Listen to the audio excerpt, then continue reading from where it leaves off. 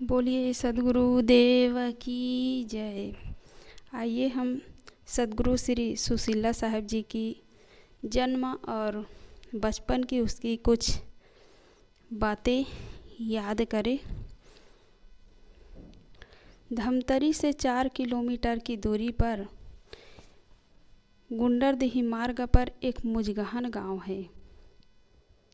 उसमें श्रीमान डोमार साहू एवं श्रीमान लक्ष्मण साहू जी रहते थे। श्रीमान डोमार साहू जी अपनी पत्नी धर्मपत्नी श्रीमती मंटोरा देवी के साथ अपने ससुराल दुपचेरा में लमसेना के रूप में रहते थे। मंटोरा देवी 4 बहन थी। भाई न होने के कारण उनके माता पिता जी संपत्ति की देखरेख के लिए छोटी और मंझली बेटी दामाद को अपने घर में रखे थे। मंटोरा देवी मंझली थी। समय के अंतराल में मंटोरा देवी के गर्भ से 12 दिसंबर 1950 में एक बालिका का जन्म हुआ। उस बालिका का नाम पंवारा रखा गया। माता पिता मौसी मौसा नाना जी की देखरेख में धीरे धीरे नन्ही सी बालिका पंवारा जी बड़ी हुई। घर में एक ही संतान होने से उनका बचपना बहुत ही लाड प्यार में बीता। वह बच्ची अपने माँ बाप की अकेली संतान थी। सबकी आँखों का तारा थी।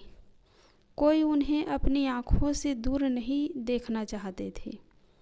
कौन जानता था कि यही नन्ही सी बालिका अपने माँ बाप की आँखों का तारा आगे चलकर एक दिन पूरे साध्वी समाज की आँखों का तारा बन जाएगी और इतने बड़े साध्वी समाज को संरक्षण देंगी।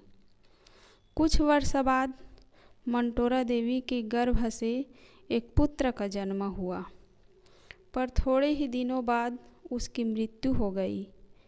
इस घटना से पूरे परिवार बहुत दुखी थे, लेकिन बालिका पंवारा जी का बचपना सबको मनमुग्ध कर दिया और सभी इस दुखद घटना को जल्द ही भूल गए। फिर सब कुछ सामान्य हो गया। बालिका पंवारा जी बचपन से ही तेज बुद्धि की थी। गांव की सभी बालिकाओं से हटकर थी।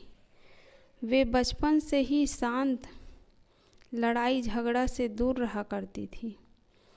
बचपन का जो संस्कार होता है वह अमिट होता है, इसलिए उनका आगे का जीवन भी शांतिमय एवं गंभीरतापूर्ण था।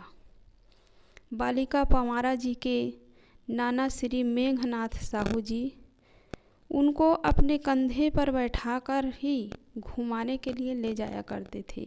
गली में, खेत में, खलिहान में, रोड के किनारे।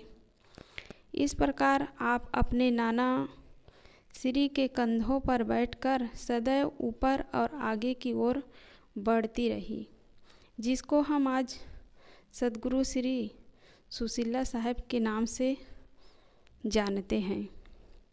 सद्गुरु श्री अभिलाष साहब जी का यह सूत्र है, रुको ना और लौटो ना।